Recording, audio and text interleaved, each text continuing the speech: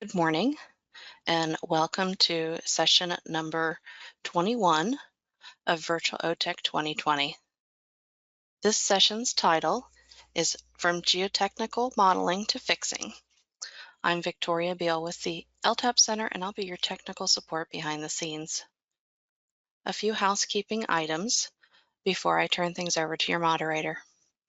We will be accepting questions throughout the session in the question box. And if you haven't had the good fortune to have been on another session with us prior to today, we would ask that you please look for the question box in the GoToWebinar panel and drop a hi or hello in there so we know you found it.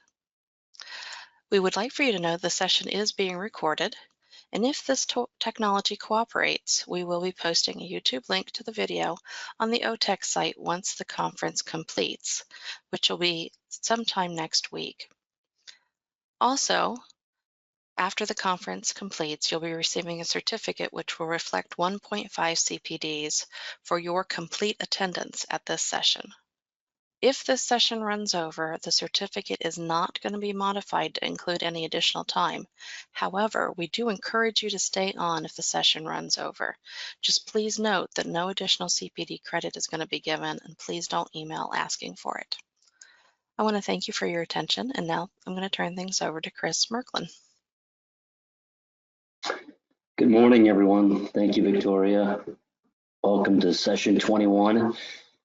And as you can tell from our title, we engineers focus more on our analytics than we do our spelling.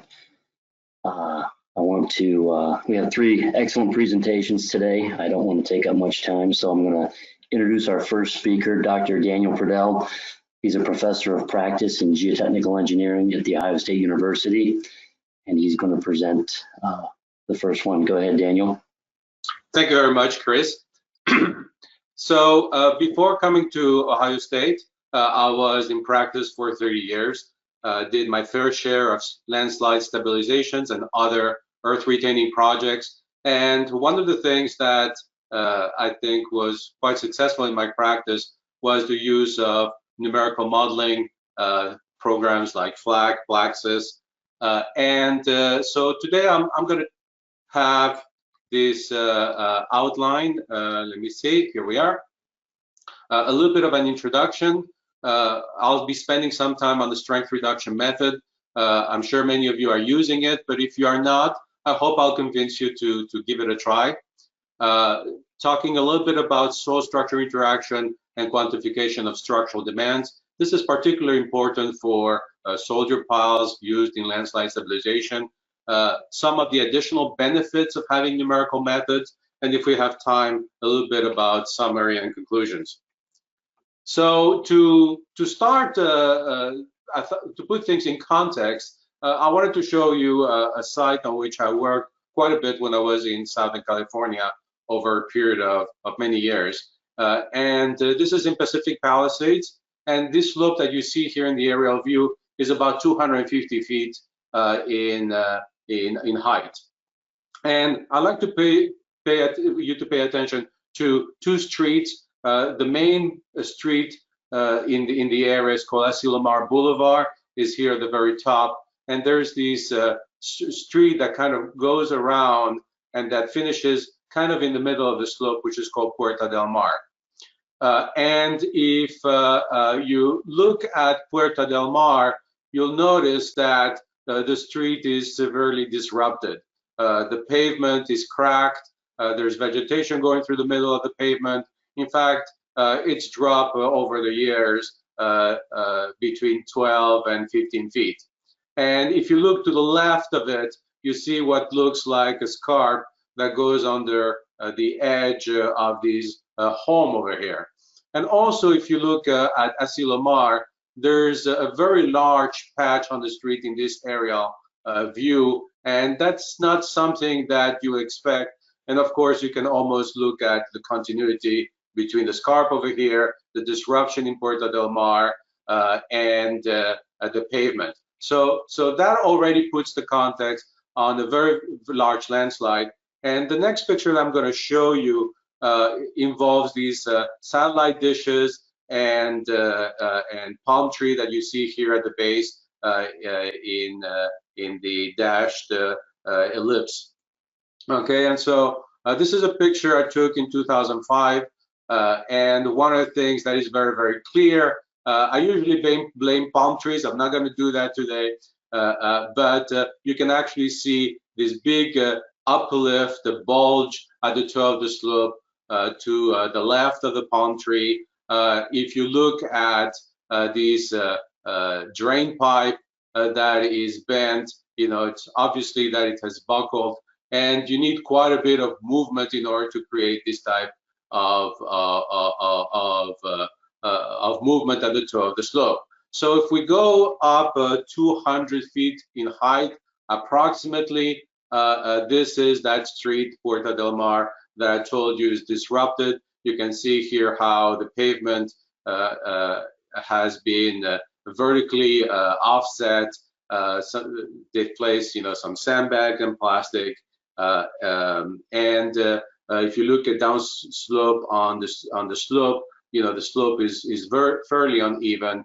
If we go another 50 feet up, we are at Asilomar Boulevard.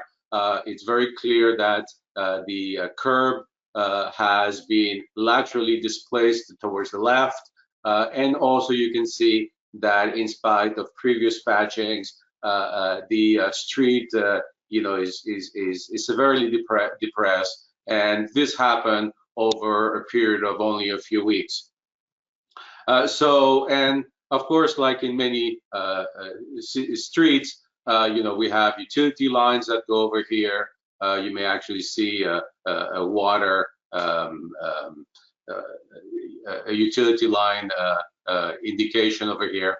So how long has this been going on? Well, this area was actually studied by the U.S. Army Corps of Engineers in 1976, and what they mapped at the time was an enormous landslide. It's where all these dots are here located, and in the area that I was showing you, the satellite dishes would be approximately here in the middle, kind of right in the middle of the diagram. But you see that already they had showed in some surface cracking. This would be the extension of Puerta del Mar. You may read Puerta del Mar over here, where the yellow highlighting is. That's Asilomar. In the middle of the yellow highlighting, that's where that patching and cracking was located that I showed you on the previous picture. So what we're seeing is that the landslide is much bigger than it was mapped in 1976, and that is not unusual. So what do we want to do about it? And the city of Los Angeles wanted to, in particularly, provide stability for Asilomar. Well, the alternative number one is the traditional way of stabilizing these type of situations in Southern California. Put in shoulder piles and tiebacks. And very quickly, this type of repairs become very, very large. Okay, and so if you look at the scale over here, each one of these ticks is 50 feet in height. So we're talking about excavation to the bottom of the compacted fill in the order of 70 feet. You know, excavating 70 feet in a landslide with shoulder piles always makes me kind of nervous. Of course, once you have these big heights, you need to put tiebacks. There's no way you can pass the bending moments. So schematically, 4 rows of tiebacks are placed here. But this was kind of a conceptual drawing. Yeah, you can expect more than 4 lines of tiebacks. Maybe 4, but at least 4. And then, of course, when you're doing this type of excavation where you're excavating 70 feet down, you have all the issues dealing with not just removal, excavation, creating ramps, but also you have the issue of storing some of that material to be able to bring it back as compacted fill. And so one of the things that we did was come up with maybe some alternative solutions. By the way, these type of solutions are very, very common. I did my fair share as a designer when I was in Southern California. This is one of my repairs. If you want a copy of the papers that I've written on it, send me an email, pradel.1@OSU, and I'll be very happy to send it to you. But this one over here, this is the one I did at Estrondo. The height of the excavation here, where you see the tiebacks, was in the order of 35 to, I think at the most we reached 45 feet. And already, you know, we need to have some really big drill shafts, some big steel I-beams that were brought in pieces. We didn't want to have to assemble rebar cages in the middle of the slope.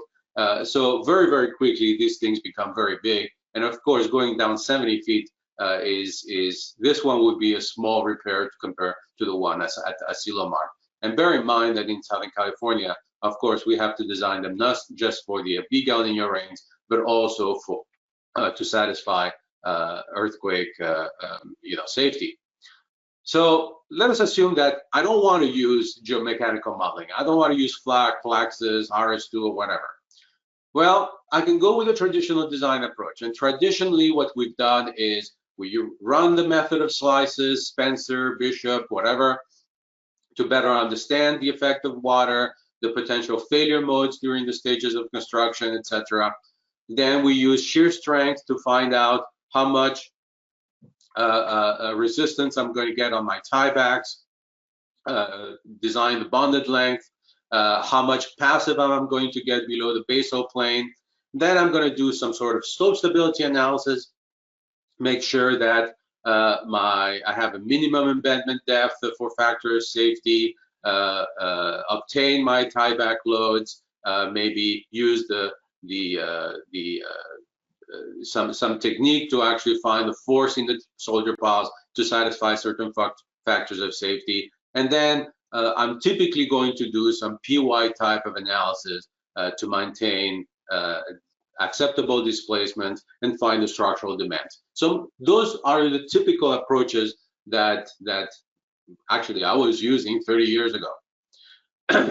But if you want to design now a more creative solution, let us assume that I want to use a deep soil mixing or cutting soil mixing to create diaphragm walls, what is typically called barrettes, where I can come perpendicular to the alignment of the road and create my soil mixing kind of slurry, and then sink some steel I-beams in there and do this at regular intervals so that I have a situation like this in cross-section where I have here the limits of my soil mixing zone with steel I-beams at regular interval to provide strength, maybe an extra steel I-beam at the top to connect my steel I-beams to create kind of like a moment frame.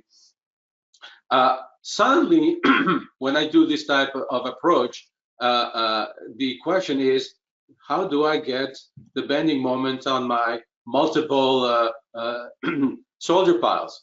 How am I going to take care of the arching that is going to take place in between my barrette walls? And keep in mind that we're going to be doing this at regular intervals, where we have here the alignment of the street, and we're going to have a zone where we're going to have at regular intervals these deep soil mixing or CSM barrettes. Suddenly, things become a little too complicated for the traditional design method.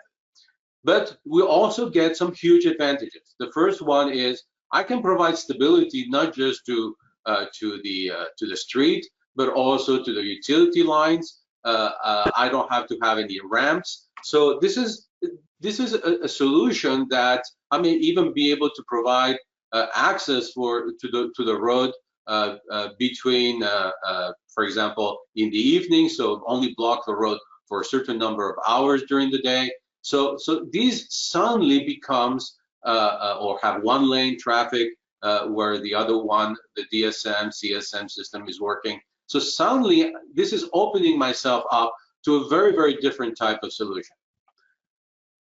But we need to analyze what happens. Okay, what, for example, my barrettes will be stable? Also, what sort of demands am I going to get on my soldier piles? And here, this is, for example, where doing analysis with numerical modeling really opens up to a new complete type of solution. And here is one of my flag modeling of what would happen, with high influx of water onto the slide. We can even come up with even more creative solutions where we really do what I would call a structural geotechnical type of approach. So, for example, we could put some vertical soldier beams. You see one here on the left and one here on the right, and excavate the area in between, put in what would look like struts, but they're steel I-beams, creating a moment frame, and filling it up with light cellular concrete that is permeable, the permeable type of LCC. That has, again, another huge advantage, besides the one that I described before, is that for this landslide, a lot of the water infiltrates in the quaternary terrace, what is shown as QT over here, and then gets purged and then flows horizontally into the back of the active landslide. And now you can create what would be the equivalent of a really enormous French drain. And so, and if you've never seen light cellular concrete in areas where, for example, there's soft clays, it's being used for creating some of these MSE walls that are extremely lightweight and usually reinforced with tensar or metal strips. So the first thing that I want you guys to realize is that being able to do numerical modeling open yourselves to properly analyzing some very different types of solutions beyond what we normally use. A little bit about the strength reduction method. This is a method that was proposed in '99 by Von Griffith and Lane. And in this method, what we do is we take the equation of the Moore-Coulomb failure criteria, and we divide the cohesion and we divide tangent phi by a reduction factor R. And in the numerical program, what we do is we assume the material to be elastic until we reach the Moore-Coulomb failure criteria. And then once we reach the failure criteria, that we start having displacements that take place. And what we can do is take a slope, like for example, this one over here, that has been reinforced with a single row of soldier piles here in the middle at S equals 10.5 meters. Okay, and as you start increasing the reduction factor, you very quickly get to a point where if you are around 1.68 in this particular slope, the displacement becomes huge. You go from a few centimeters to suddenly multiple meters of displacement. And what that means is that my factor of safety is going to be, in this particular case, around 1.68. Okay, beyond that, the slope is unstable and I cannot get any solution on my numerical modeling program. If you've never tried this is a time to try it. I don't work for Itasca, I don't get any benefits from them, but they think that you're gonna like FLAC slope so much, which is the version of FLAC that does the strength reduction method, that they're offering it right now for $0. It's freeware. And they believe that once you use FLAC slope, you're gonna like it so much that eventually you're going to buy some of their more expensive programs. So if you haven't tried it, go ahead, download it from Itasca and give it a try. What I like about using the strength reduction method is that you get a true solution for the slope. It's not that you have this rigid block like you get in Bishop or Spencer's method. You can put a soldier pile that has a plastic moment that is spaced every so many feet and get a solution in terms of both displacement of the slope, displacement of the piles, but also bending moments. And here you have a simple solution with a line of shear pins near the toe of the slope, and you can I've kind of shown here the plastic moments on the pile, the bending moments in blue, and the displacement that you get. So you get the critical failure, but you also get all the other things that you get from a full numerical solution. Also, you are able to obtain what I would call the maximum reasonable demands. So let us assume that your goal is to have a factor of safety of 1.5 on the slope, and you use the force method for the equivalent force method for finding the force that will produce you a factor of safety of 1.5 on your pile. But you have a slope that is prone to failure, and that above the pile you only get, let's say, a factor of safety of 1.2 or 1.3.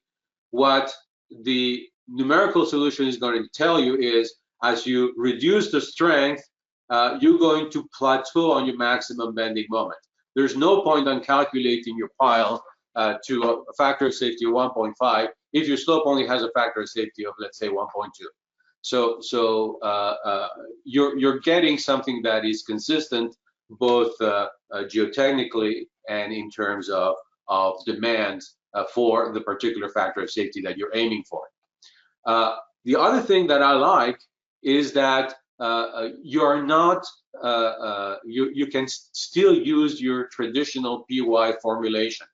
The normal way in which I do it is I do pushover analysis at different elevations. Here on the left, you see one of my pushover analysis, and come up with a force versus displacement type of curve, which would be here in blue. Since for landslide stabilization, we really care what happens at really high displacements. Normally, I model it as bilinear, just because it speeds up the calculation process. But you can still do everything that is available with the PY formulation, either doing it yourself or coming up with springs that are compatible with the PY curves and implementing them into the numerical model. One of the main advantages of using it is that the critical failure modes are obvious, whether you have a failure below the pile, a failure above the pile, or a failure through the pile.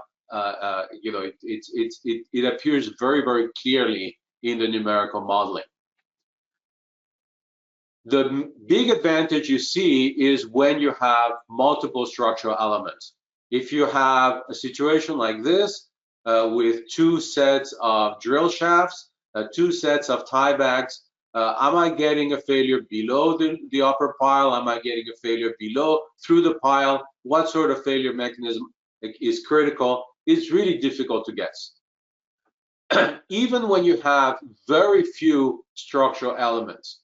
So here, for example, is one where you have two soldier piles that are connected at the top to create a moment continuity. You can see that the fact of putting two structural elements disrupts the shape of the failure plane. The failure plane connects higher up on the lower pile than it does on the lower pile.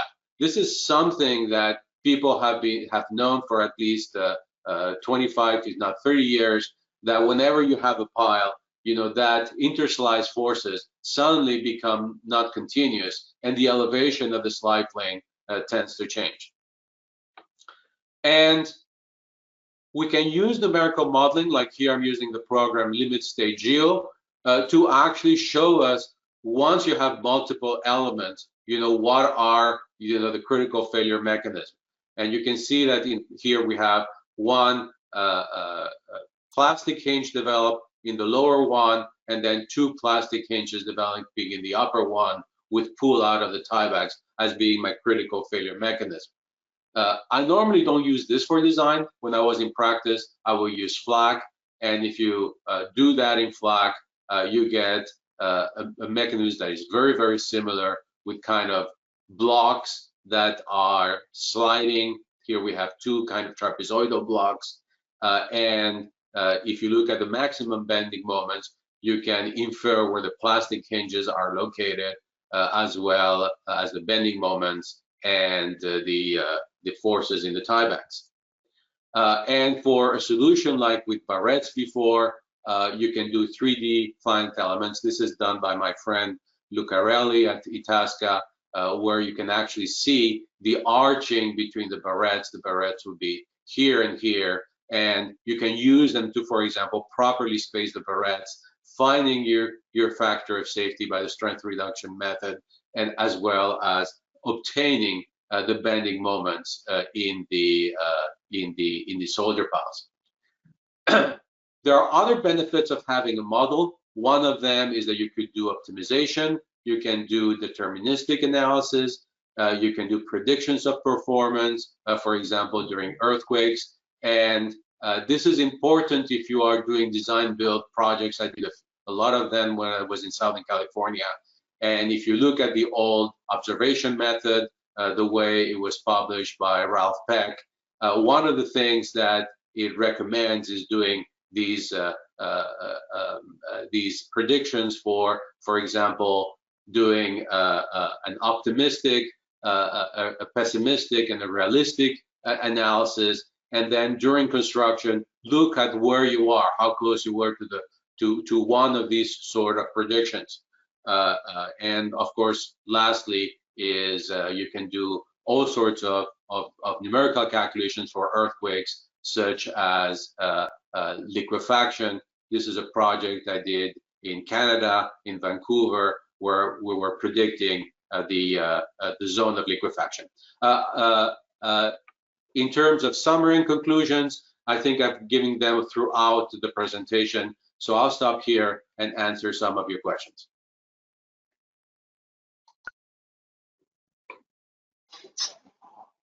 Okay, Daniel, thank you. We don't have any questions in the question box right now. I guess one question I would have, you mentioned the reduction factor. How are we determining the reduction factor in the analysis? Is there a trial and error, or is it determined? Well, the program does it automatically for you. What it does is, let's assume that you have an undrained strength of 1,000 pounds per square foot. I know this is hypothetical. So it's going to try, for example, 1. So that means you do the analysis with 1,000. Then it's going to use, let's say, 1.5. So you divide your 1,000 by 1.5. You do it with 2, and you divide. So that means you're doing the analysis for 500. And there's a point in which the slope just starts to move, okay? And it moves uncontrollably. So once you reach that point, you don't do any more analysis. So very often when I run it, the program will automatically do 20, 30 calculations of the entire mesh, the entire equilibrium, until it reaches the point where it cannot reduce the strength anymore because you're having automatic failure. Gotcha. I know of at least one. And so when you reach that point, you have failure. It's almost like having a block on the plane, and you're reducing the friction on the block until the block just slides. Once you know you have to reduce it by so much, that's your factor of safety. Gotcha. As I was going to say, I know at least one project we're currently working on where we would definitely benefit from this type of analysis, because our traditional limit equilibrium analyses have us scratching our heads. So appreciate the input there. Thank you, Daniel. We're going to move on to our next presentation. Thank you very much. Our next presenters, the presentation is titled Blending Geotechnical and Environmental Solutions along Indian Creek and US 35. Chris Pridemore is the Capital Programs Administrator with ODOT District 9, and he'll team up to present with Steve Shadix. Steve is a Principal and Senior Project Engineer with Stantec. Steve, Chris, go ahead. Thanks, Chris. Good morning, everyone. I didn't really have a joke planned, but since Chris opened with a spelling joke, I thought I'd open with an OTEC joke. With 563 attendees, I'm sure some of you people in the back, there's some empty seats up front here. Moving on, thanks for joining us this morning, our OTEC 2020 virtual session here. As Chris said, we're presenting a case study combining geotechnical and environmental solutions to remediate a slope erosion situation.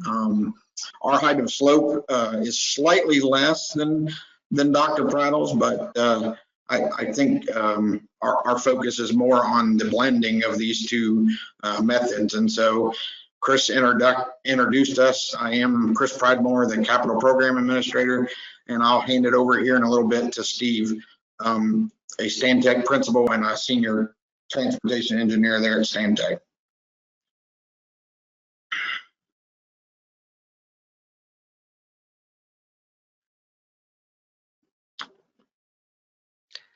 Go ahead, Steve. I think you need to unmute yourself. So in July of 2015, a significant storm event occurred in southern and eastern Ohio. This governor declared emergency event affected several counties in ODOT districts 9, 10, and 11. District 9 storm damages alone in 2015 were in excess of $30 million.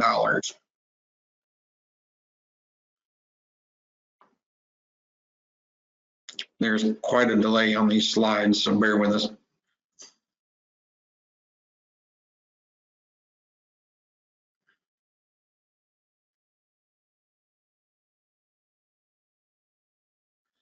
Our case study here in Jackson County, there in southern Ohio.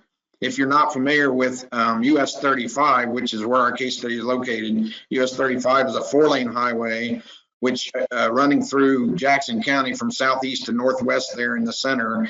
And then more broadly, it runs from West Virginia up to northwest Indiana, as shown there on the left. Here you see a historic plan. At our site, Indian Creek runs parallel and adjacent to 35. This historic plan shows the old 2-lane US 35. If you follow the red dots across the screen, there's the old lane the old 2-lane 35. And then in the blue dots, you can see the original Indian Creek stream that ran parallel to that. And then as you can see here, the yellow highlight shows the current channel alignment with the 4-lane construction. That construction was performed back in the 1960s. And once the new excavated channel went through there, it was went through varying soil and rock conditions. So in summary here, the damages, the proximity of the stream to US 35 and the storm event that I mentioned that occurred resulted in severe embankment slope erosion to the westbound lanes for a composite length of 1,600 feet.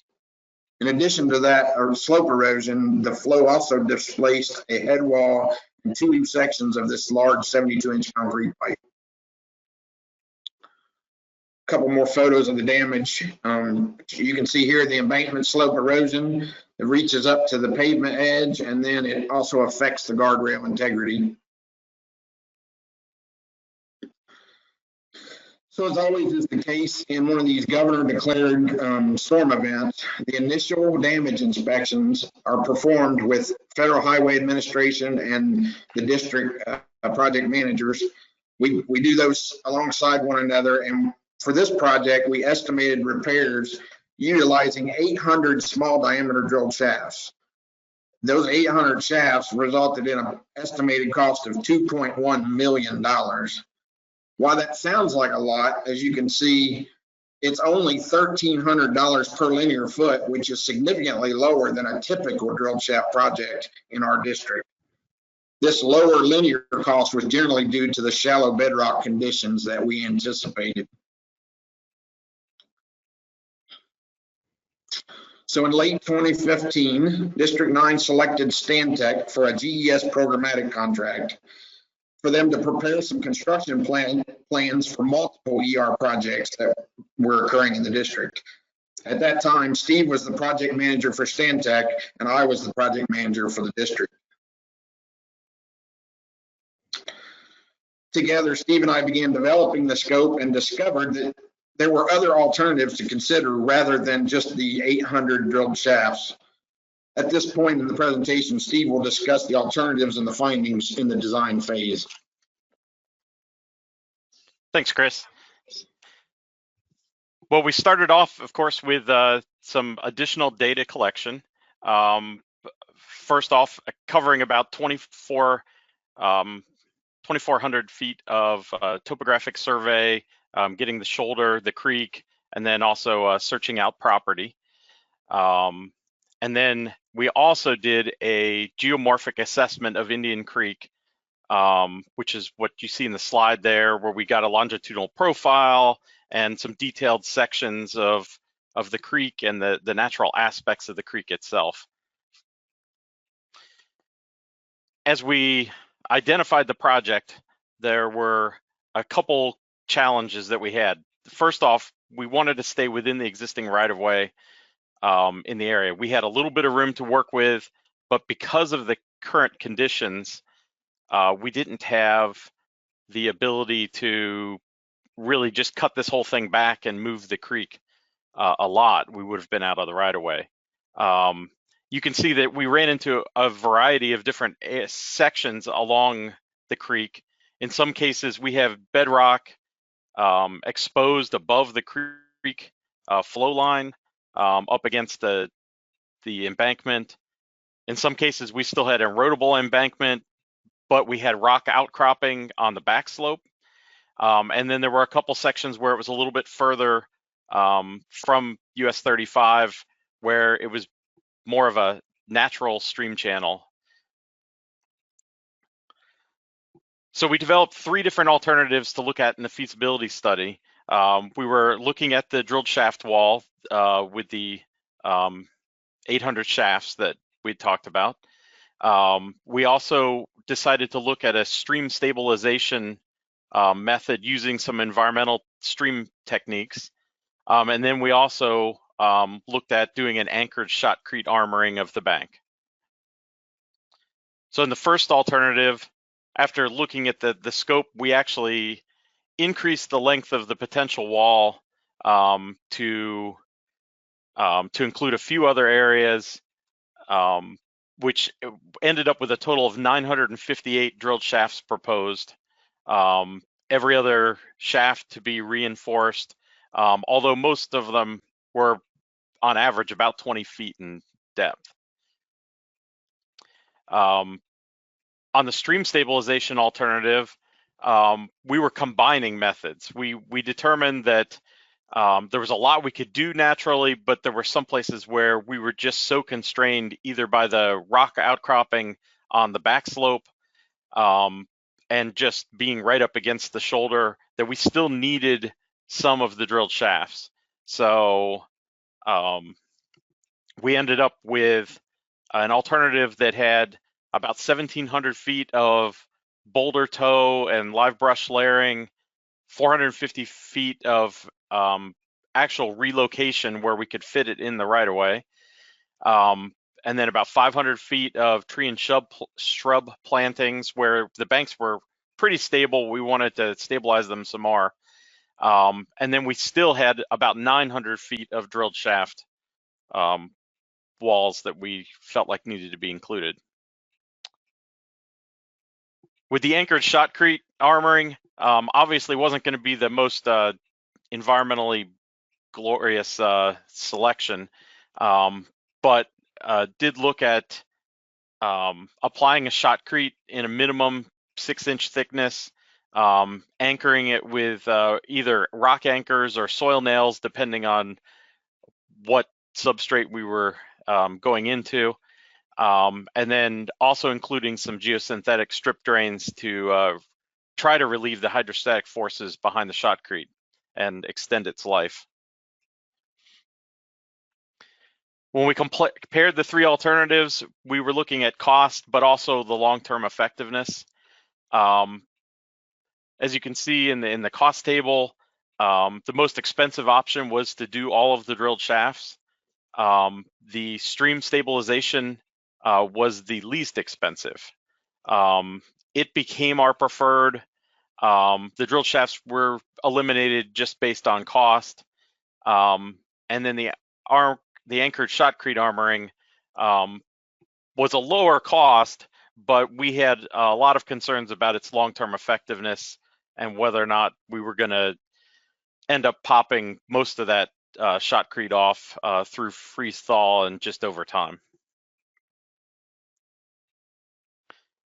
So with the preferred, we headed into design.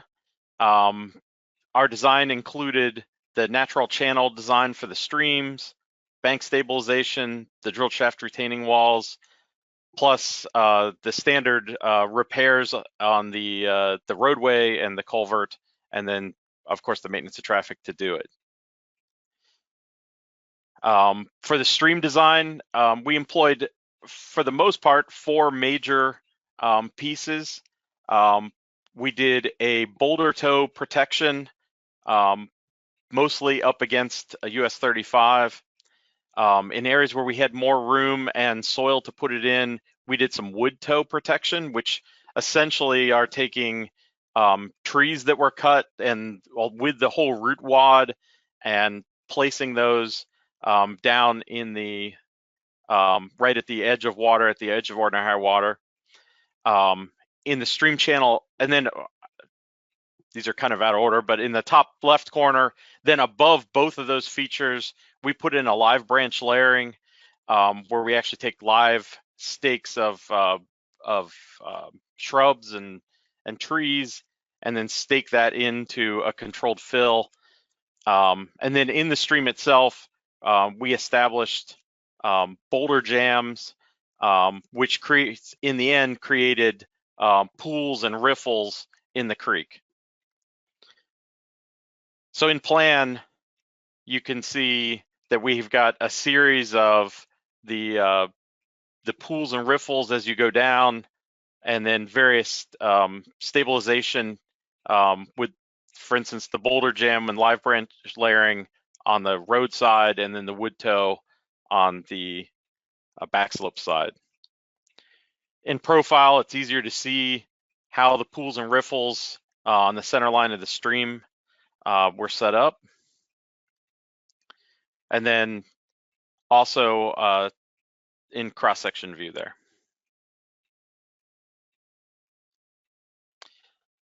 Finally, the last piece was to revegetate this with native species. We ended up with almost 2,100 live stakes that were put into that live branch layering. And then we came up with a specially designed seed mix for the area that included native plants that would hopefully thrive and take off.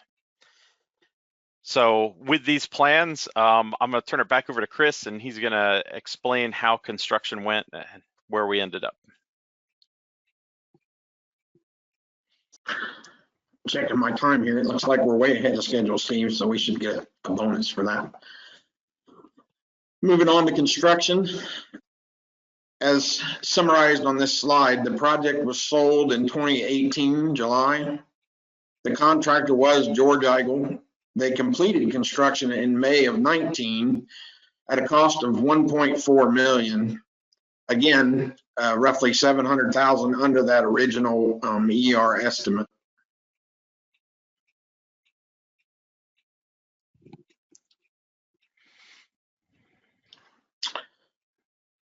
So this project did require some stream protection.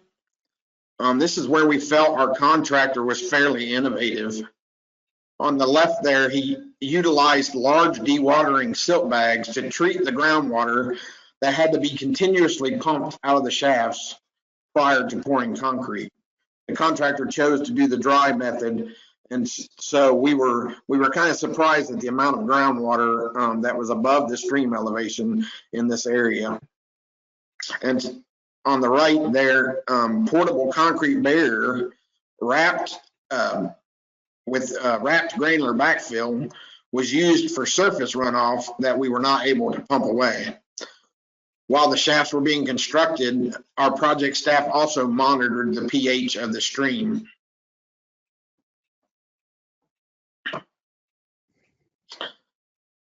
To ensure quality construction of the stream restoration itself, the district utilized a specialty environmental inspection through an existing contract we had with Terracon. We believe that this partnership was, while it was encouraged by central office, it did play a role in the success of the project.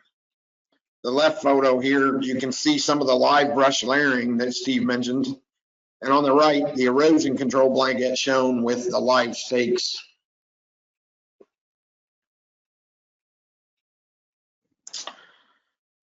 Here on the left, you can see some of the completed shafts as they looked right after construction. And then the right photo, more of the live brush layering there across the stream.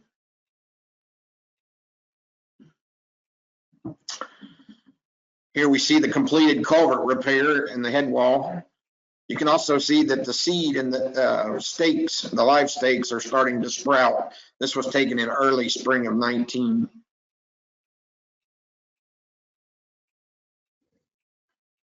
Shown here in the foreground, you can see one of the completed boulder jam riffles, and then as you run your eyes down the stream, you can see the riffles and pools alternating along the stream.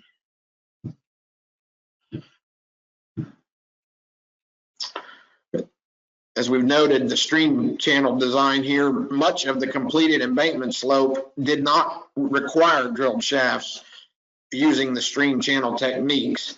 And so this is where the cost savings was realized. And for comparison, you can see here the narrower cross section due to the bedrock backslope and why it required the drilled shafts.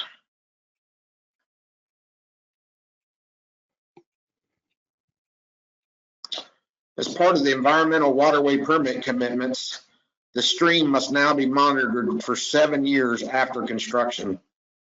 This photo shows the dramatic live stake growth along the banks after only 1 year of monitoring.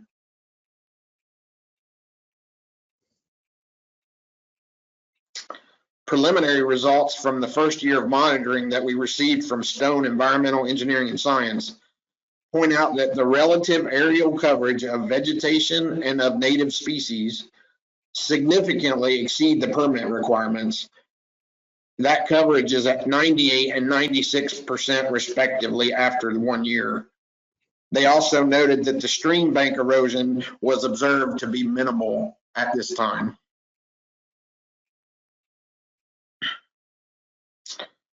And so in conclusion, the dramatic before and after photos do tell the tale. Since this project was completed, it has successfully protected the stream banks from subsequent storm erosion, and it has eliminated the need for continuous maintenance.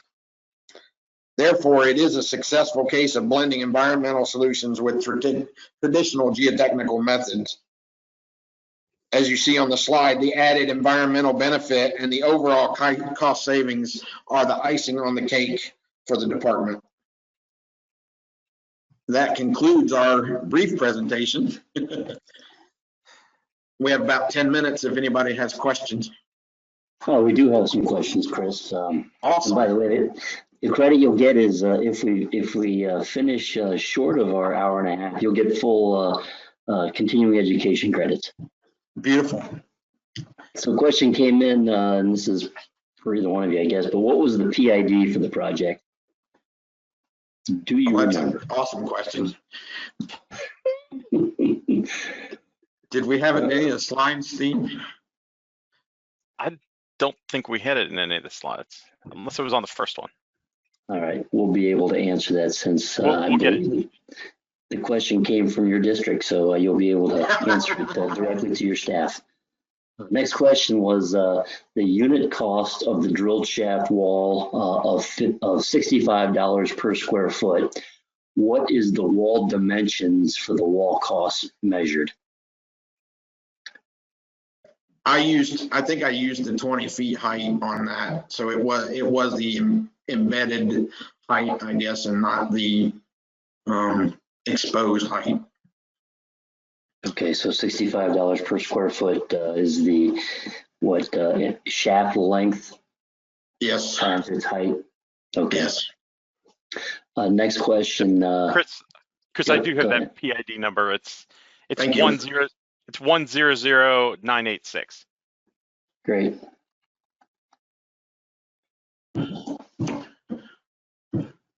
Next question that has come in, US 35 emergency projects. Since bedrock is shallow, did the plans account for anchoring the stream restoration features, the boulders, the riffles, so that the high flow events would not carry them off? Well, actually, for areas where, especially as the contractor worked it out in the field, for areas where a boulder jam was required up against, if up against US 35 specifically, if the contractor ran into stable bedrock at that location, then we non-performed the boulder in that area. There was no reason to take out stable rock to put in a piece of rock that could, as mentioned, potentially be washed away. In the center of the channel, we did anchor that in a little bit more just with a key, but there were no physical anchors installed. And never considered the physical anchors or tethers? No. Gotcha. Okay. My assumption, of course, I didn't do the design, but my assumption being that the velocities didn't warrant that. Would that be right, Steve? I mean, there was a lot of velocity out there before. It was just for doing it. I mean, as I said, with the side slope, it didn't make sense to take out stable rock to put in rock. For the pools and riffles, if one riffle broke, it wasn't going to be the end of the project. If you still had stable rock there, yeah.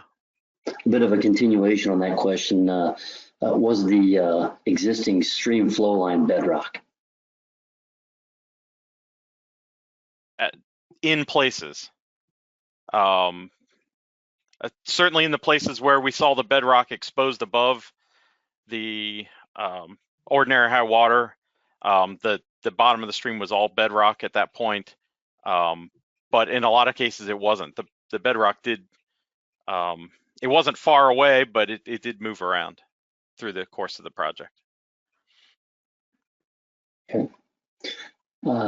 Next question is, Chris Pridemore mentioned the high groundwater level that was encountered during construction. Was that level taken into account during design analysis? And if not, during design, if not, was reanalysis performed? And a third part to that, were any adjustments to design required during construction due to that high groundwater table?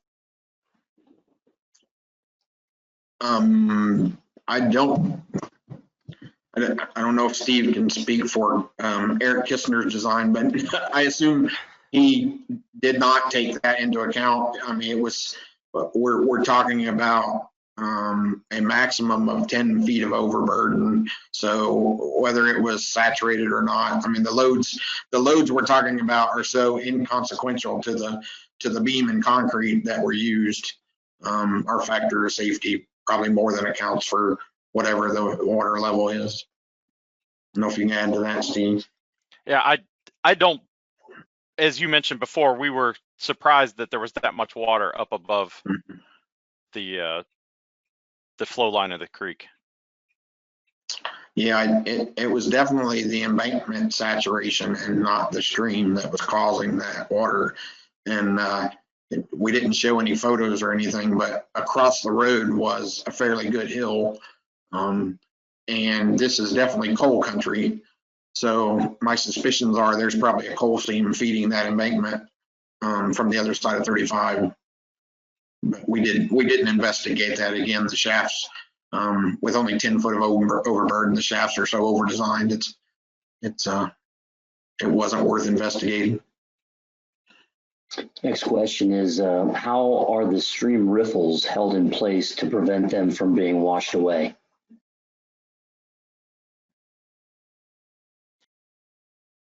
They are keyed in. Let's see if that, jump back to the profile. There's some larger rocks.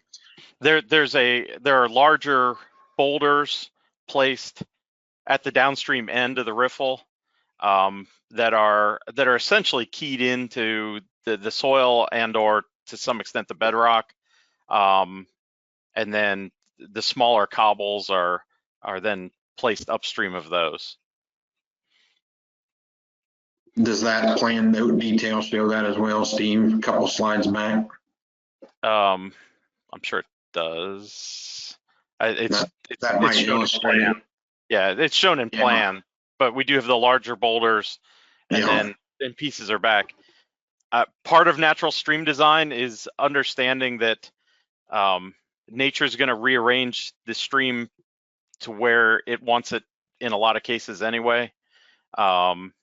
So, we try to build things where we want them, but, we realize that some of that rock's going to move around, and that's just sort of accounted for in the design. Next question is, do you know why the contractor chose to use a dry method for drill shaft installation? Seems like a lot of pumping when a wet method of installation would have only required a trimming. I would be speculating, but I would say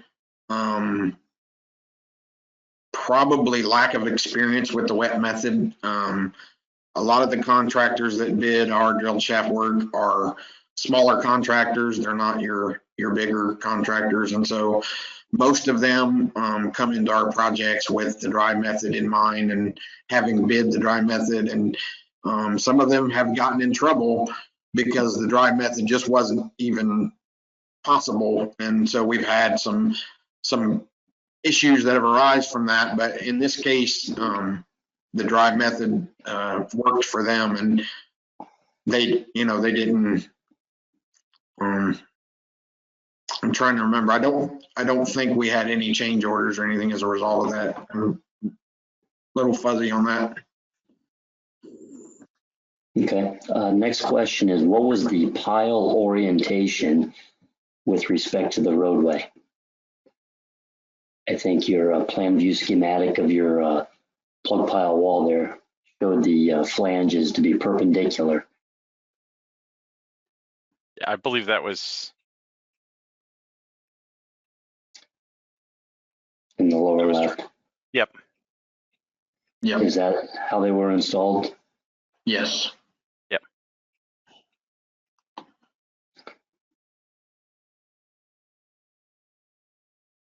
So the flanges were not parallel to the road?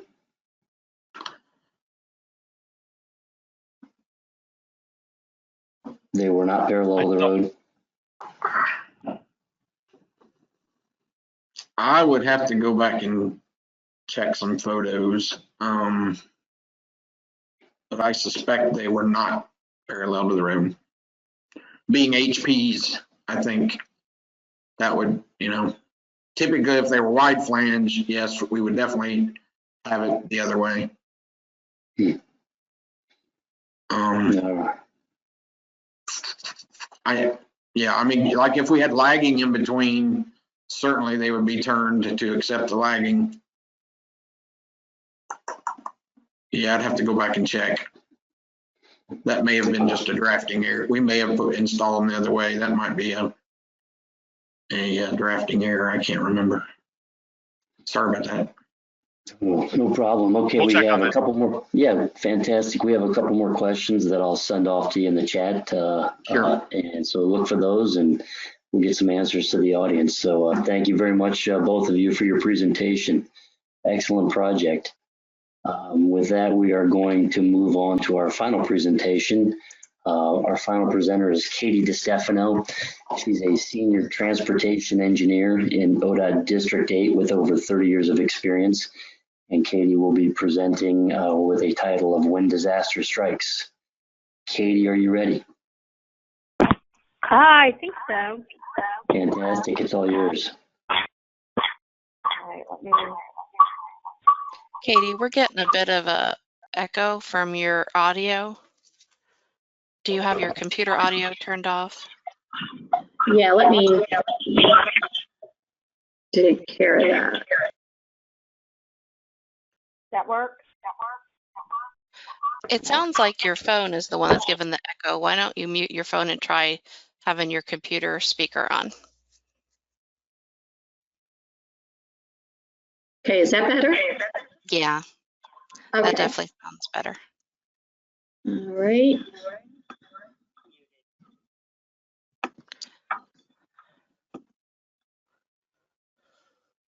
Okay, can everyone see that? Yeah, do you have the audio? It's still echoing through your computer. We can see your slide fine. Okay, let's see. That didn't echo that time. Try it again. Just go ahead and speak to us. You've muted yourself on the computer. Muted.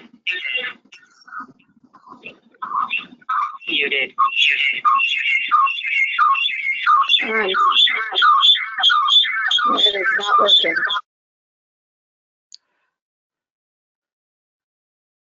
Okay, go ahead and try talking again. Okay. Yeah, it's still giving us the echo. Let's just go with your phone as you originally planned. Why don't you toggle your computer audio over to phone call under the audio section of the panel.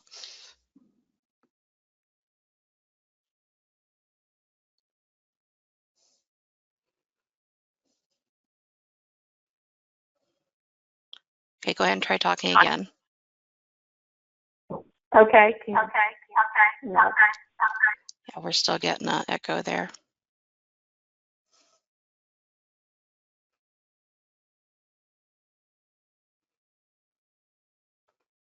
All right, now try talking.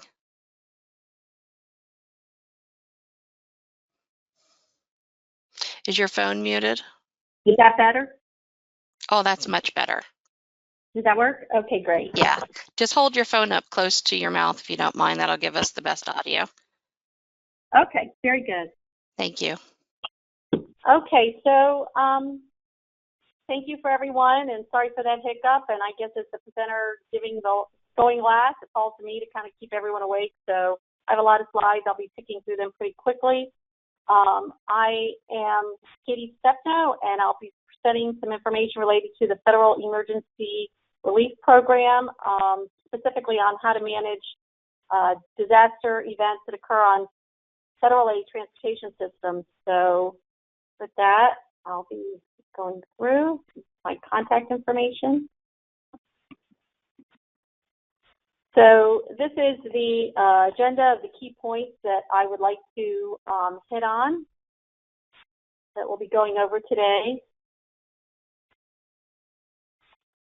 So disasters can really occur anytime and come in many forms, and as professionals, common types of disasters that we most likely confront are caused by severe weather-driven events like tornadoes and heavy rains, resulting in damage to the transportation network, creating direct and abrupt disruptions to the traveling public. The damage can impact widespread contiguous areas or involve spot locations spread out across and dotting a larger area. When confronted with a disaster situation, all of the government officials, federal, state, local, we all must act pretty quickly in order to mitigate situations. We'll actually be discussing the location shown on the lower right-hand corner here today. So just illustrating the agenda points a little differently, this is a quick snapshot of the disaster relief emergency components that have to be managed as you're going through the process. We'll go through each one of these and break them down. So let's start with the top, where the authority to spend public funds for this purpose comes from and what makes a project eligible for these funds. Sorry, let's see here. I'll get this right. So it's actually the location on your lower right-hand corner we're going to touch on. So again, like I said, I'm sorry, I was looking at another slide. These are the components that we'll be touching base on today. So here's this is where the authority comes from. This is Title 23, Section 120 and 125. And so first and foremost, there has to be some kind of legal authority to spend these public funds, and this is where that authority comes from. In a nutshell, I'm not going to read through all of this, but receiving funds depends on some very specific factors that include the roadway type, an environmental, an event total damage dollar amount, having the governor's ER proclamation signed, and actually having FHWA's concurrence.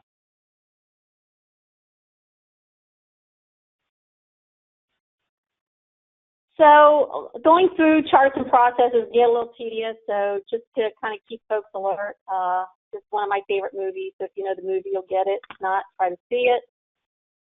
So when an event occurs, first question becomes, where do you start? There has to be some kind of prepared procedure in place that clearly helps navigate the decision makers and subject matter experts through the process to first confront the existing problem and then finally to implement a solution. So this is actually the flow chart, the decision flow chart that I know this is really difficult to see, but it outlines all the steps for each department, both state and local agencies, for the ER process. This chart defines the roles and responsibilities, the associated timing for each step, and if you go to the link at the top of the slide here, you can zoom in and view the diagram more closely. We could really take an entire day to go through every detail of this flow chart, but given the short amount of time, we're just going to focus on what, I've got direct experience with. So we're going to break down this chart and touch on the major steps in a somewhat generalized way. So along the left-hand corner, you can't see it, but it lists all the roles and responsibilities for the key team members, which I'll go to the next slide, and this breaks that down.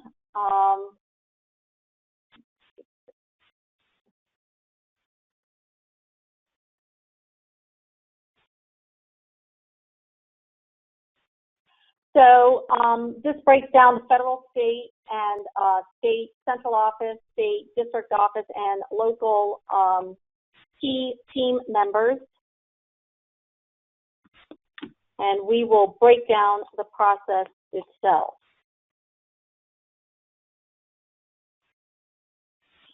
So if you take that big chart that had all of those yellow boxes on it, and it really breaks down to about 14 major steps that you have to go through. And I'll have a slide for each step, and we'll go through each one and maybe have a little fun. So the very first, you start off, the event occurs, and there's an LEO on site. Generally, it's the LEOs or the locals that are the first to encounter an emergency situation. So they'll be on site, and contact will be made. They'll call into ODOT, LTA, city, county engineer, et cetera. And the next step is when phone calls really start being made. The LEO and the public will notify ODOT, the LTA, city, the county engineer. The ER coordinator and the HMA and county manager may begin coordinating their efforts to contain the damage and protect the public and start building their team involvement. So the statewide emergency coordinator will then move into action to create what is called a master site list. And I know you can't see this. It's part of Appendix B of the Emergency Relief Program Manual. This spreadsheet really is used to track all of the potential ER locations across the state. It is created by the statewide ER coordinator, and it's updated by the district. And it has to be saved on a shared server and accessible to all districts and central office and FHWA.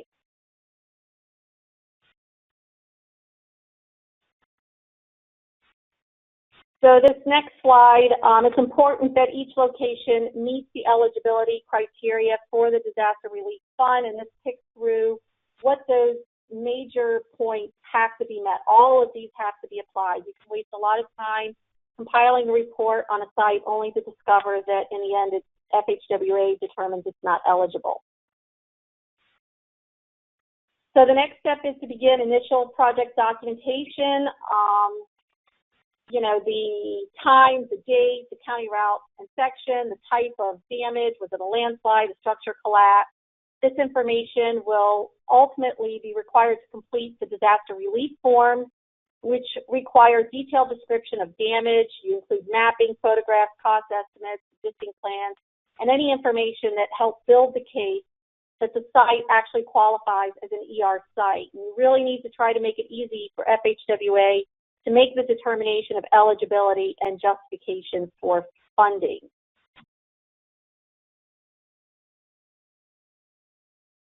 So the next step is to receive the governor's signed proclamation. This is on the critical path.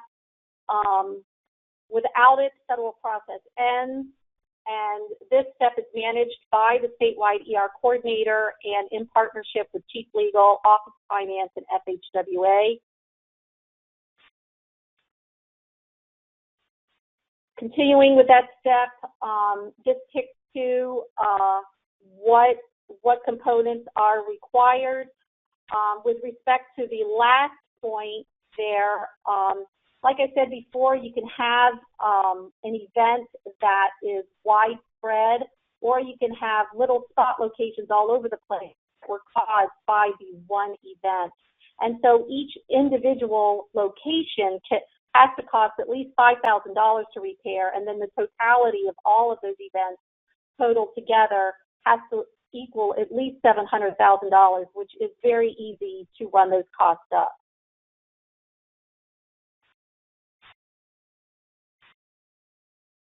So the next big step is to create work orders and to program projects in Ellis. It's really important to capture the in-house costs as soon as possible. If you want to get charges being made directly to a PID, this is where the district EIMS liaison can help out, and also the district Ellis coordinator. So the next step involves, it's kind of obvious, but you have to actually go through the steps to determine whether a project requires immediate repairs or if a project site requires expedited but not immediate repairs. So obviously for that project that requires immediate repairs, you're going to just close it down and install a fix. The other is you'll install traffic control measures, isolate the damage, and then design an actual permanent correction.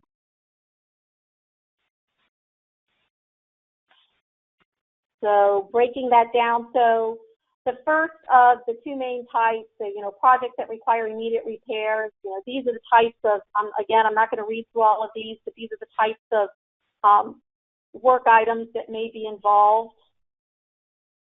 And then also the types of projects that are eligible for the funding but are not immediate concerns. They require expedited repair in order to not cause further damage, but you can actually come up with a more permanent fix. So the next step involves actually picking the ER coordinator holds a kickoff meeting with all of the key district members. You're going to discuss environmental, right-of-way, design, construction constraints, and assign a project manager. The next step requires a field review to be performed of all of the sites that are potentially eligible for ER funding, and that would involve the key staff, generally just the district staff. You're going to go through and you're going to collect the PID. You want to assign a PID, get the county route inspection. You're going to involve local stakeholders and any public entities that may be involved. You'll discuss detours. What if the detour is required? Kind of get those through. So there's the PID county route section. Your stakeholders. You know, if you have a detour required, any environmental impacts to the site. If a waterway permit is required, you know, that's another time drain that you have to manage. If there's any railroad or right-of-way utility issues, those have to be considered.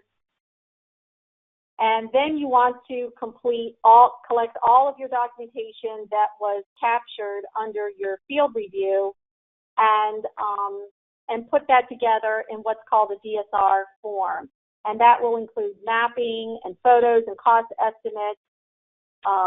You're really trying to make the case again to FHWA to get the site covered by the DSR funds. It's kind of like dealing with your insurance companies. So the next step actually shows from ODOT's website all the paperwork that is used to supplement the DSR forms in addition to your mapping, your photos, and your estimates. And you can go to the link shown on the slide. That actually is where all those forms are located. So the next step involves determining what type of contract you're going to use to sell this project. Is it going to be a Type A, Type B, Type C emergency, or is it going to be a standard build? You really have to kind of weigh and consider all the options that are best applicable to the project site. For instance, under a Type C emergency, the PM has to decide whether you're going to design the plans in-house or by task order, or you're going to develop a design build scope of service. So a lot of options have to be weighed.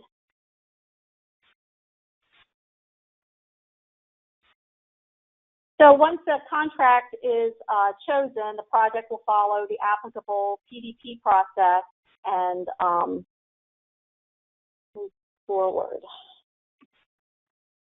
And really the last step is notification to the Division of Finance.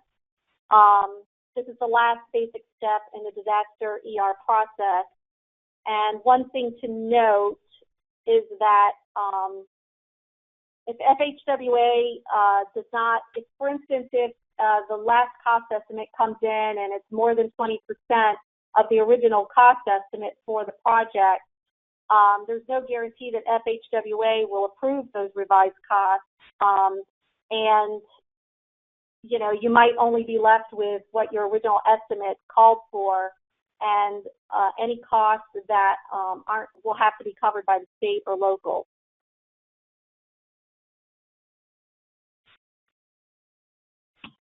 So another critical timing deadline, all emergency repairs completed during the first 180 days are actually eligible for 100% federal funding. If you go to a Type C emergency, those tend to take more time. You have to go through the environmental right-of-way, design development process, and sometimes it can take more than 180 days. The Type A contracts, you know, are more easily applicable to getting the work constructed under the 180-day threshold. But if you do exceed that, you're still eligible for 90% federal funding on the interstate and 80% federal funding on the non-interstate highways. So another critical funding timing issue involves when construction must be completed. So it's based on the federal fiscal year, which ends their end of year. Our end of year is July 1st. Their end of year is September 30th. So, for example, if you have an event that occurred April of 2020, carry that 2 years forward to April of 2022, then go to September 30th of 2022. That means you basically have 29 months to complete construction of a permanent fix. And this generally provides enough time for the project to move through design, environmental, and construction. So just to point this out, that even though these are expedited projects, that doesn't mean that the NEPA process does not have to be followed. Whatever you're using federal funds on a project, and all applicable federal processes have to still be followed. So that also means we've had issues sometimes with ODOT consultants and contractors not being pre-qualified that have been chosen, and then that work is not eligible for that federal reimbursement. So, once again, you just have to follow all of the federal requirements necessary to receive that funding. So this is just a table I put together that, generally shows the pros and cons of what, contractor chosen. It's not going to go through each one, but say, for example, a type A, you can begin work immediately. You can generally get the work completed in 180 days, which maximizes your use of federal funds.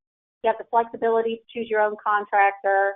If you go with a type C or a standard build, you're more likely to get a more permanent fix, but it does take longer. So that's just a quick, chart to show what some of the pros and cons are between the contract types. Just want to hit on some key issues for the LTAs. I'm not going to read through all of these, but generally the ER process for the LTA project follows standard business practices. And if for some reason I would point you towards the last point, if the LTAs are not able to come up with the funds, they can always submit a local hardship request to ODOT's Division of Finance so that the governance board can give it consideration. The LTAs are also encouraged to reach out to the district LTA coordinator, the PM, the HMA, the ER coordinator, and they can send you in the right direction. So just to go through a quick example of a recent ER project, back in February of 18, we had a significant rainfall event with 179 locations and costs totaling up to and beyond $38 million. Sorry about that. So the example I'm going to go over, this is Claremont 275. It was a Type A contract. Actually started out as a Type C contract, but because the damage was expediting very quickly, we had to move almost directly into a Type A contract. This indicates the location, basically located in the northwest corner of Claremont County along 275 on southbound direction. The interstate portion was constructed in 1969 on deep fill, and there were two enclosed natural waterways, including a 54-inch culvert and a three-sided culvert, but only the 54-inch culvert was impacted, so that's what we'll focus on. Just a quick description of the soil conditions and mode and cause of failure. Typical Southwest Ohio soil. There was moderately deep glacial drift, overlying interbedded shale and limestone, and that was in the cut sections. The fill sections were generally stiff to hard gray sand, and some clay filled, silty sand, and filled with damp. It was damp and moist, and it was kind of sloppy. Mode of failure was deep rotational slope movement, occurring within the fill embankment along the southern side, and the other complication with this was the slide area was situated within a horizontal curve and a sag vertical curve, and on the low end of a super elevated section. So the geometrics being what they were over the course of 50 years, overland surface flow just continued to be focused on this location that eventually slipped. And when we had record rainfall, in some locations we actually had 5 inches in 1 hour, the conditions just couldn't handle it and the embankment failed. So here's a drone shot of what this looked like. You can see that trees were dropped by district maintenance forces before April 1st. That was when we thought it was going to be a Type C contract, and then we rapidly moved it into a Type C contract. Just another shot. Another shot.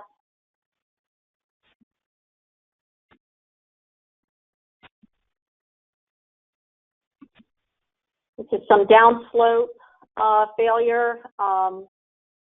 The failure really occurred both within the top embankment portion down to the toe, which was about 80 feet high.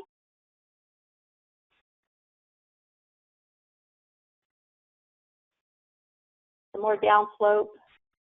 And then you can see the outlet for the 54-inch culvert, and the slope had failed all around the outlet. You can see that when the slope failed, it really did crush the outlet.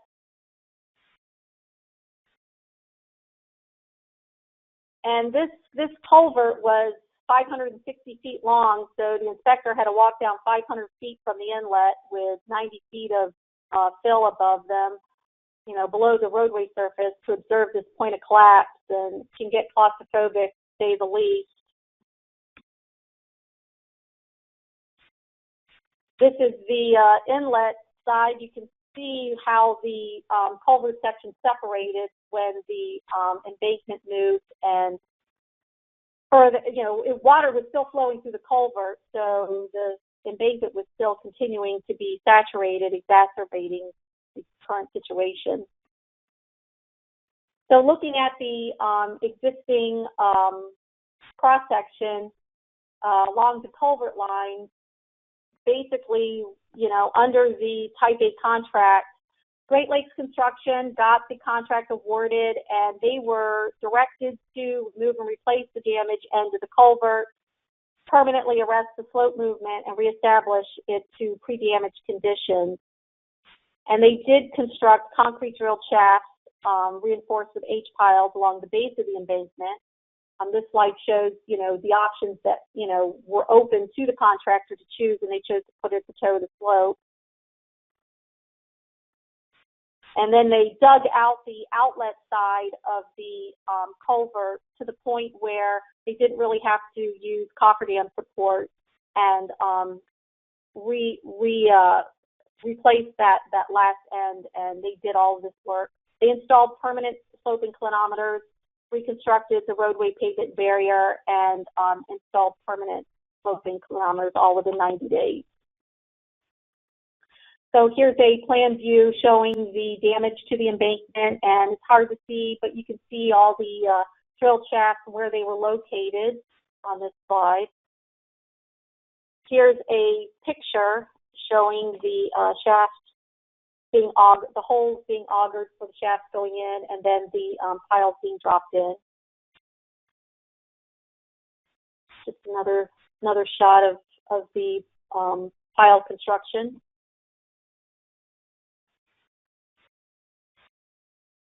You can see on this slide where the permanent slope inclinometers were placed.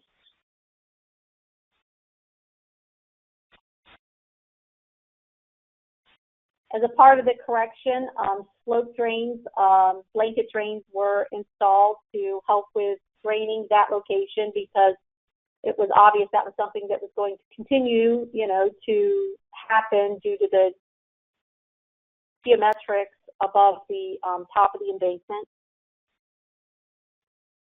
Here's a picture of those going in. Looks a little sloppy, but that's actually them going in under construction.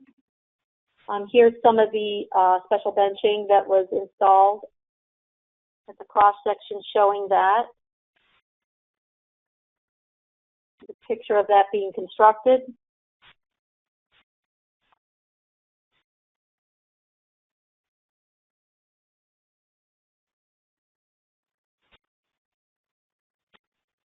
Okay.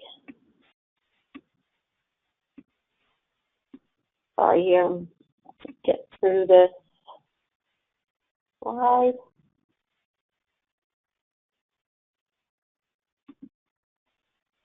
So here's another picture of the special benching. This is what was done. They actually, for the culvert, for 500 feet of the culvert, a 48-inch liner was slipped through the culvert, and then the gap between the 54-inch and the 48-inch culvert was filled with concrete, and at the outlet end, an access manhole was installed at the point where the new 48-inch pipe was connected. Here's a picture of the pipe liner going in from the inlet.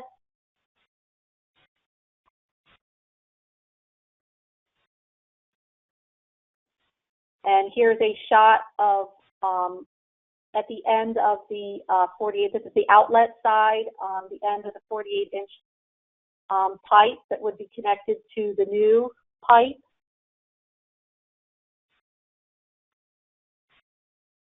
Here's the finished product for the outlet, the overall slope. That's just finishing up the pavement work. Here's what it looks like a year later. That was August of this year. And here's a list of the final design, what went in, and the final cost. There were 32 30-inch drilled shafts along with toe the slope with H-pile reinforcement, special benching with blanket drains, a 48-inch pipe liner through the 54-inch pipe with the last 60 feet of the 54-inch pipe being replaced. RCP was installed, the drainage channels, erosion control was installed, pavement and barrier repairs. The original estimate was $2 million, and the final cost came in at $2.2 million, which means that we were within that 20% threshold, so we didn't have to ask for additional funds from FHWA with a revised CSR form. And I know I went through this really quick. This is a link that all of these resources can be accessed, the emergency relief manual and the appendices. And at the end of the day, it really just requires, clear and consistent lines of communication between the team members. And I know I went through this material very quickly, and I really just scratched the surface of this process. But with that, do you have any questions? Katie, that was excellent. Thank you. We do have a couple questions. The first question is, let's see here, they're coming in now. So let me try to get on the right question here. Who is responsible for filling out the ODOT forms? Is it the LPA, the ODOT project manager, or the consultant?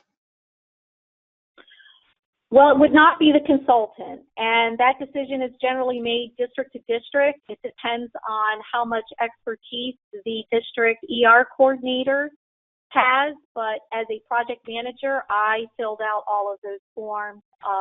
And then, it really should be the ER coordinator. We worked in partnership, but either or, the assigned project manager or the district emergency coordinator would fill out the paperwork. Sometimes the ER coordinator just doesn't have the technical background to fill all those forms out. It really requires a technical background to complete that. So sometimes they'll help with the administrative end, but a lot of that work has to be done by the PM. So the next question is, the understanding is the 180-day clock begins at the time of the emergency event. So if that's the case, is the actual design and construction timetable much less than 180 days? Yes, and that 180 days begins upon the date that is on the proclamation that is signed.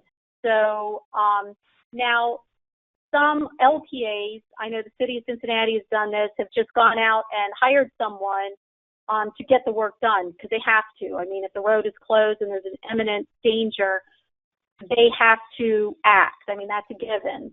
But you really take a risk as to whether that work is going to be eligible for that federal funding if FHWA comes back and determines that they don't think it rises to the occasion of an ER event. So, but yes, the timeline, it starts at the date that the governor signs the proclamation. So yes, when a contractor gets out there, it can be less than 180 days. Okay, next question is why were the shafts put in at the bottom of the slope? That was a determination made by the contractor and their designer.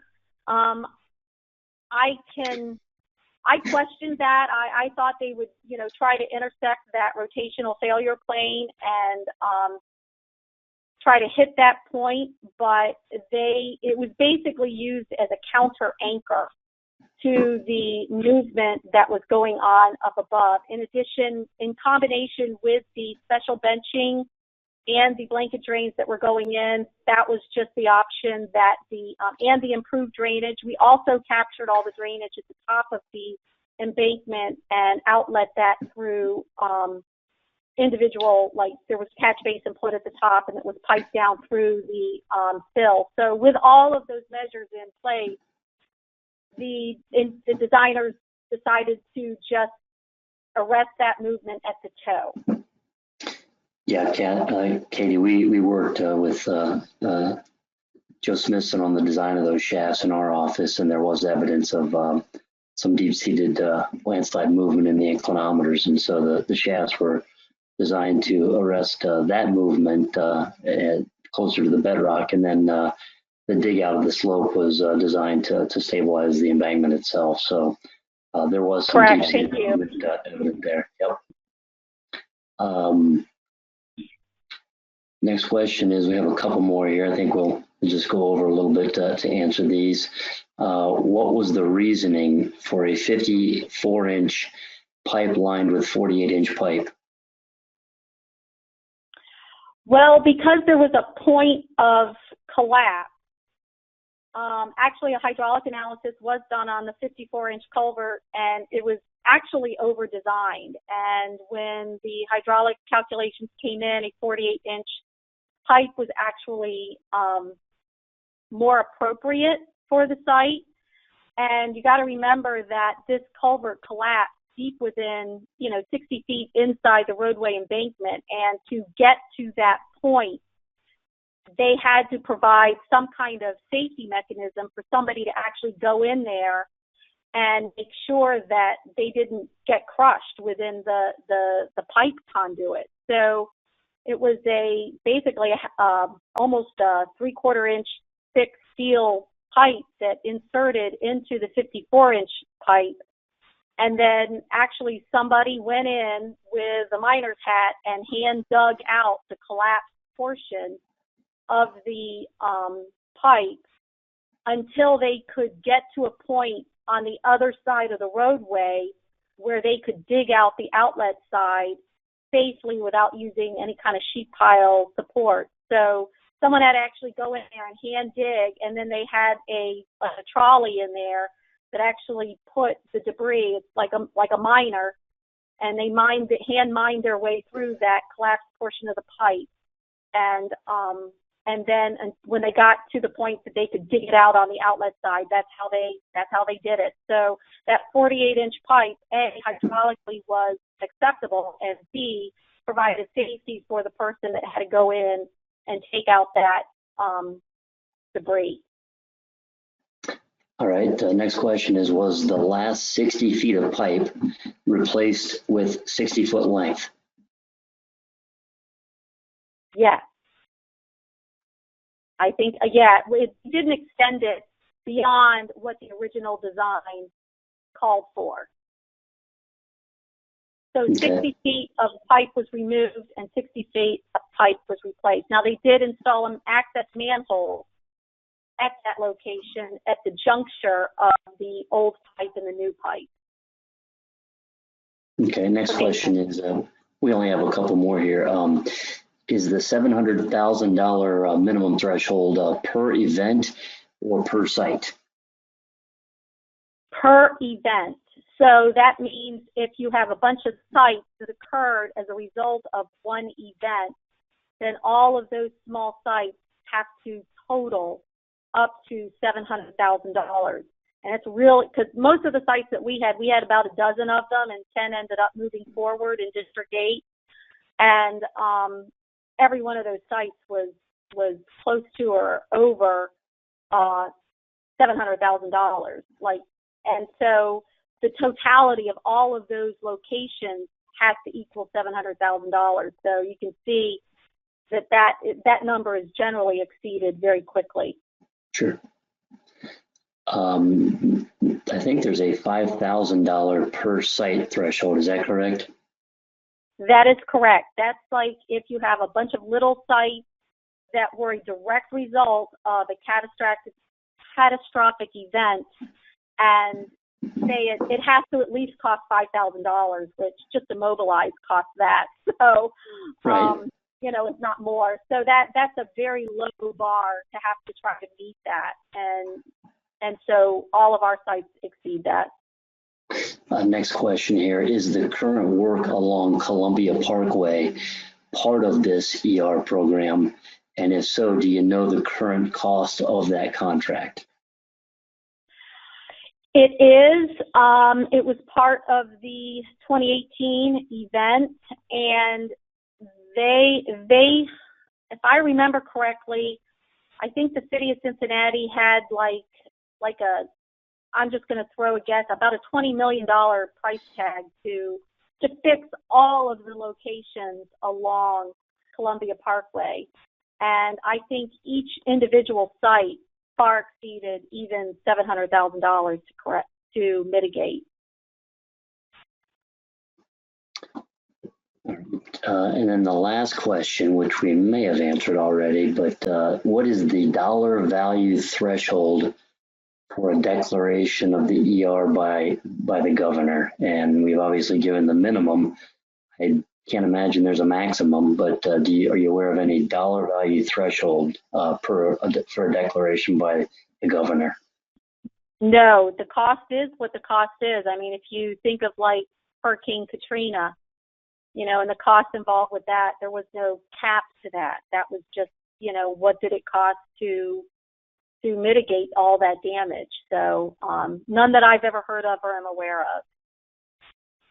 All right, fantastic. Well, Katie, thank you so much for your presentation. Excellent information there. To our audience, thank you for staying on a little extra here. Thanks for participating in session 21. And hopefully you enjoy the rest of your virtual OTEC. Everyone have a great rest of your day. Thank you.